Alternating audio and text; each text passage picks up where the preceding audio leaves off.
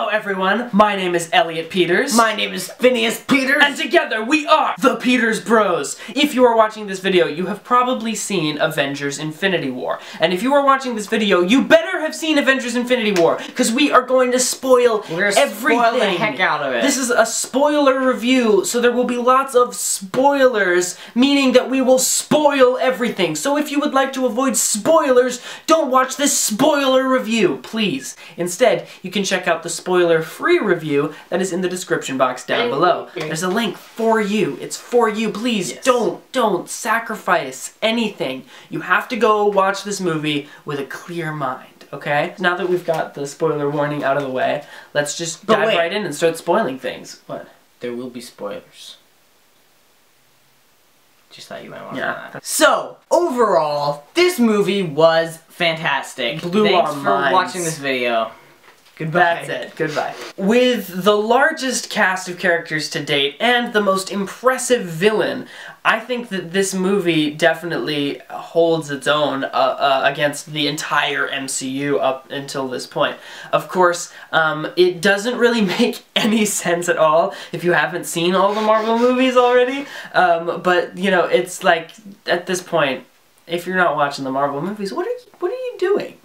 What are you spending your time on? I'd like to know, really, because maybe I'd like to try it out. And speaking of villains, I want to talk about Thanos, who is probably, if I was to say there was a main character in this movie, I'd choose Thanos. Yeah, I actually want to know what the exact screen time is for all these characters. We'll talk later about who was more prominently shown and why and what that affected, blah blah blah. When you build up one single villain for 6 years, you've got to deliver. And that's exactly what happened with Thanos, the Mad Titan. And I think that they did him justice in the best possible way. He was, in my opinion, the best part of the movie.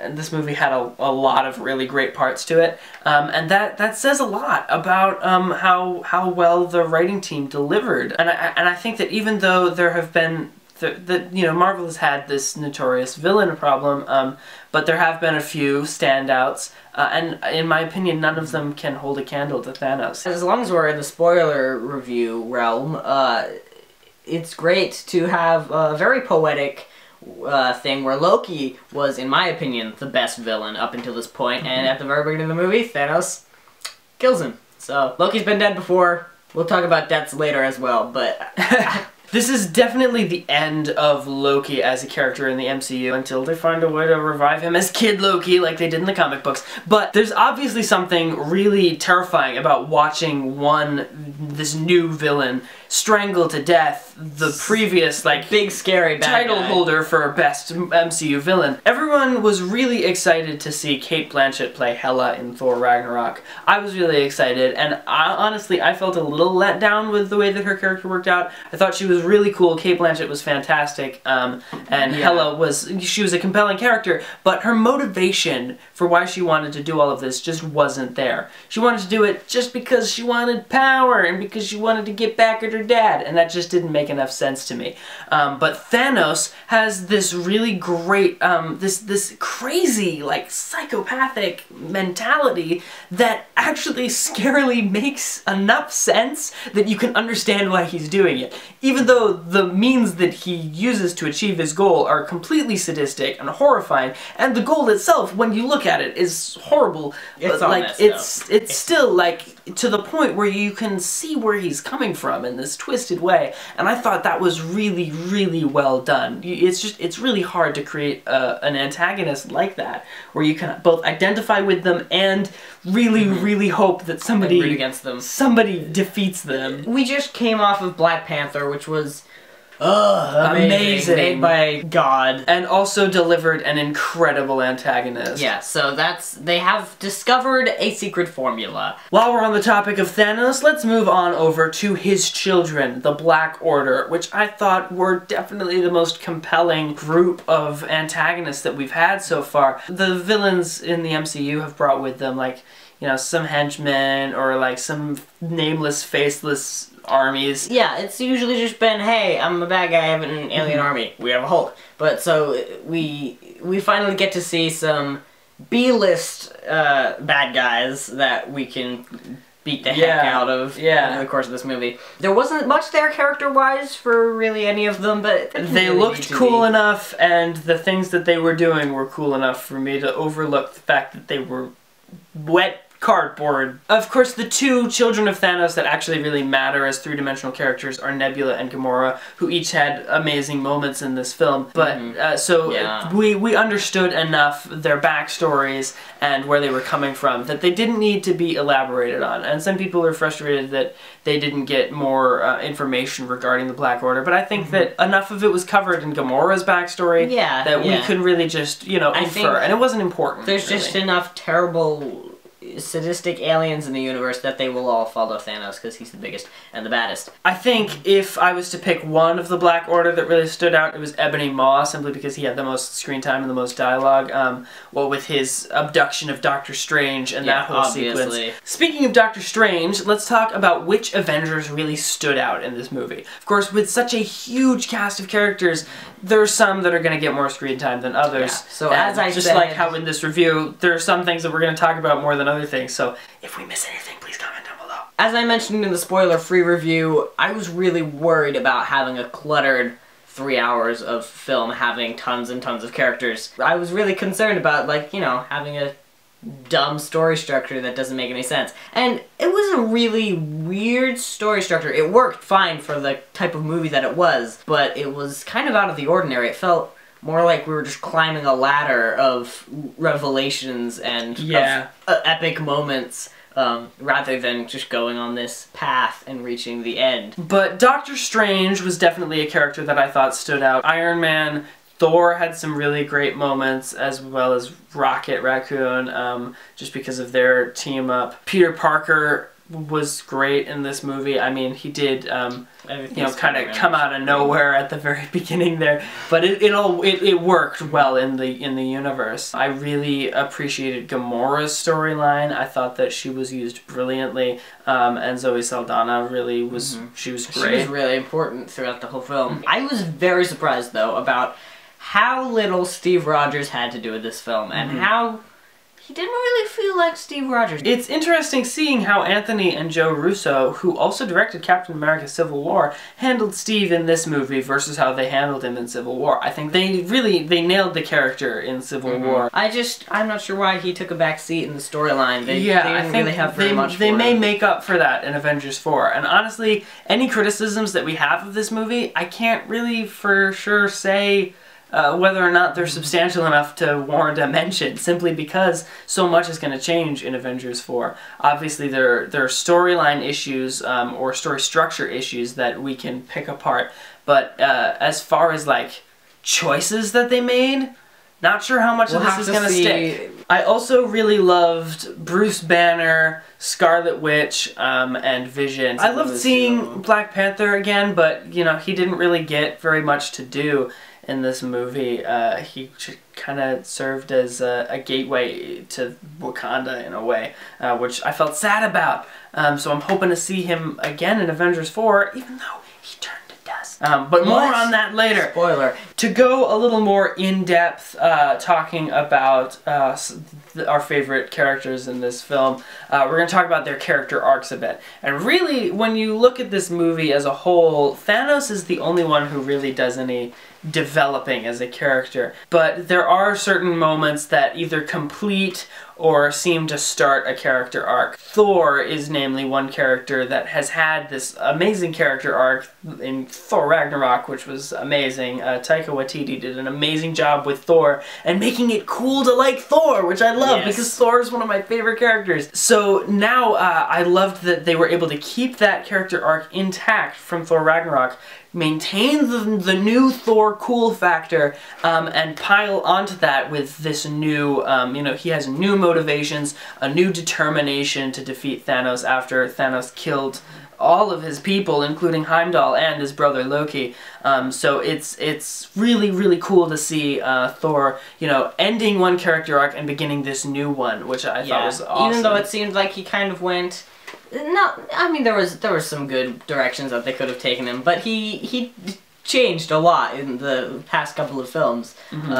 really just in Ragnarok, so... In a great way, though. And speaking of Loki, Loki has the end of his character arc happen in this movie. I thought that this was definitely the best choice to make for Loki. Assuming he stays dead. Which he most likely will. It would be redundant. Going into this film, as bad as it sounds, I was really hoping that Loki was going to be one of the characters that were killed off, simply because it completes his character arc in a way that really can't, he's such a flip-floppy character that he needs to go out in style. It's not rather than just continuously betraying Thor. He's good. He's bad. He's good. He's bad. So having him be good in the dead, it makes it seem like there's some sort of development there. He had one final flip-flop before dying. It's just where he ended up. I mean, he could have done something bad right after that and then died, and it would have been a completely different story. But that's where they should have gone with it, and I'm glad they did. Even if they bring him back to life,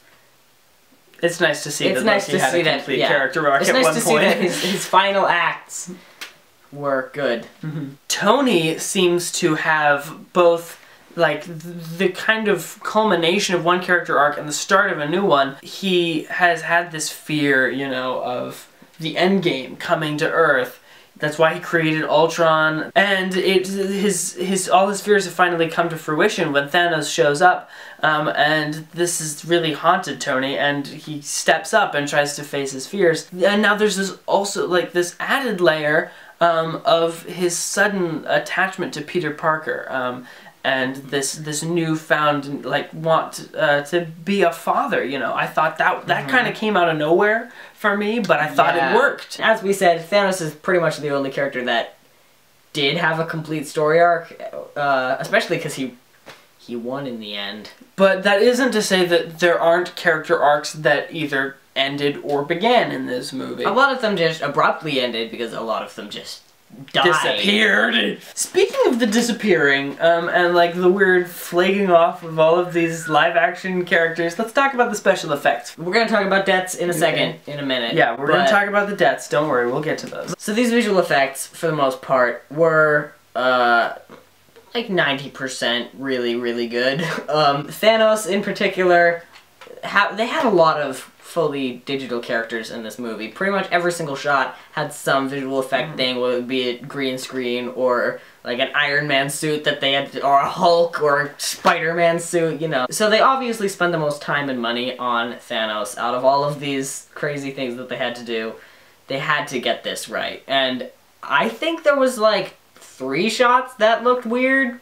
For the most part, though, he looked amazing. Part of it I will attribute to Josh Brolin's incredible motion capture performance, but really, just all those close-ups. Characters that it didn't work so well with, though. A lot of the Black Order looked great. They could have done some prosthetics. They really could have. I don't understand why they didn't with characters like Proxima Midnight and Corvus Glaive. It'd be so easy to just stick some prosthetics on those actors. I thought looked brilliant.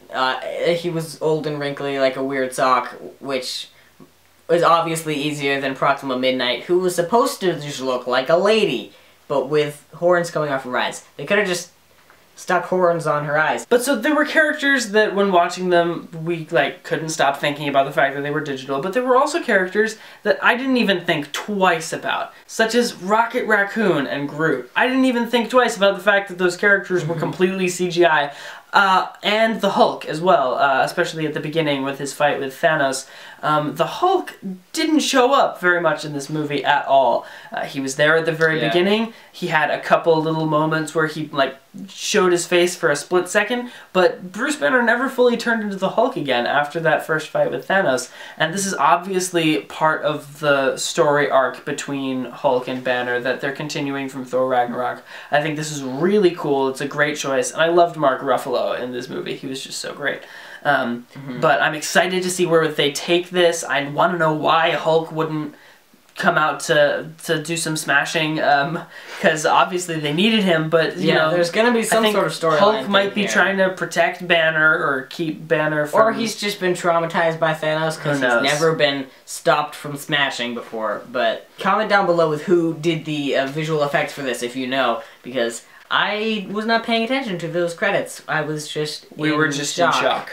We were looking at each other in shock. Because everyone floated away on the wind. But we're not going to talk about that yet. Died. We're going to talk about it that later. in just a little bit. We have just 2 more things to talk about before we get to the deaths. Not only were there a lot of CG characters in this movie, but there were also a lot of CG locations.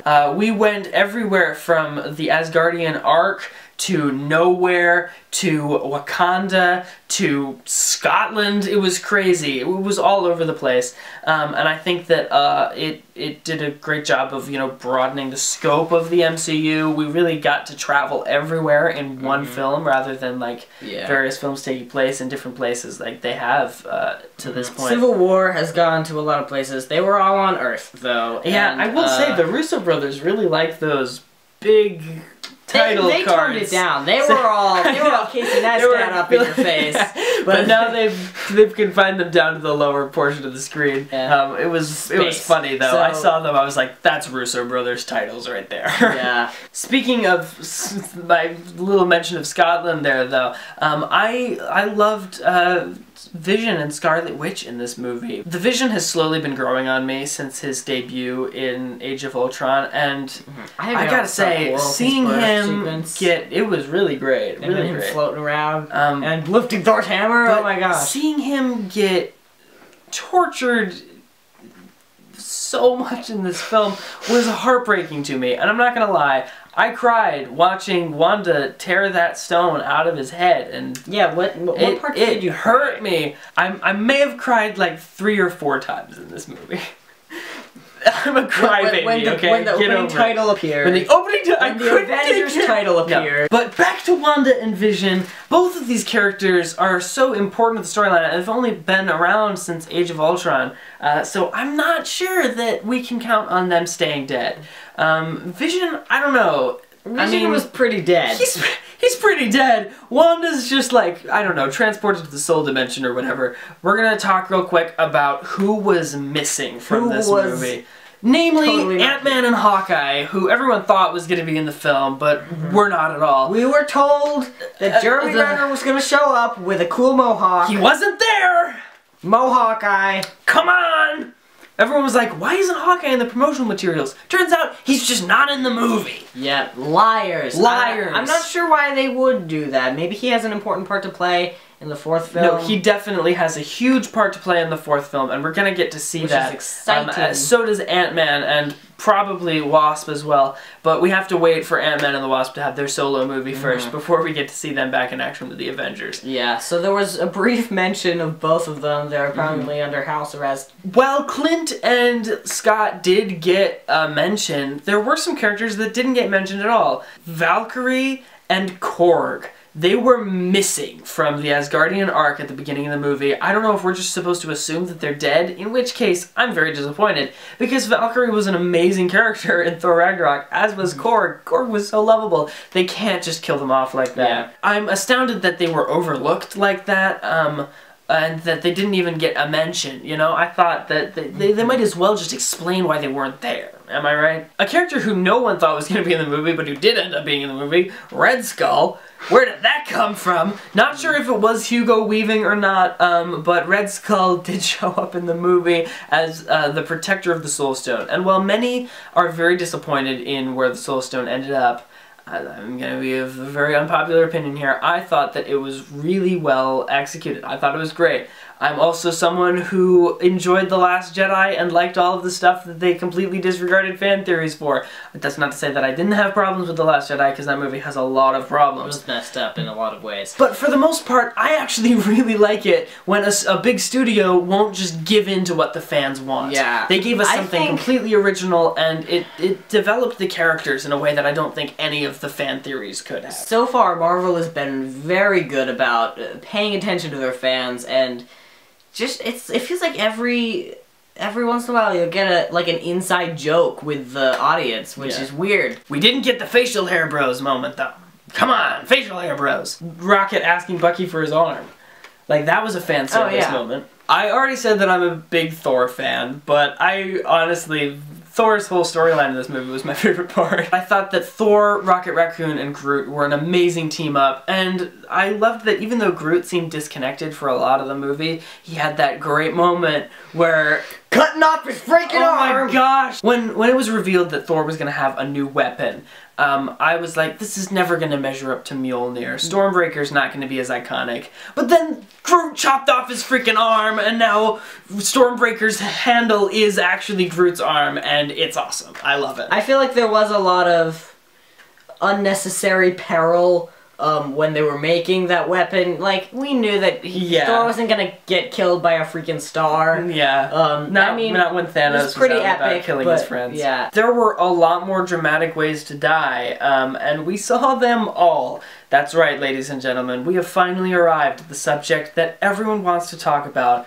The deaths. Who died, what died, when died. At this point, it's actually easier to list the characters that didn't die than the characters that did die. My biggest criticism with this movie is one that it would be really, really hard to solve, and that is the way that it ended.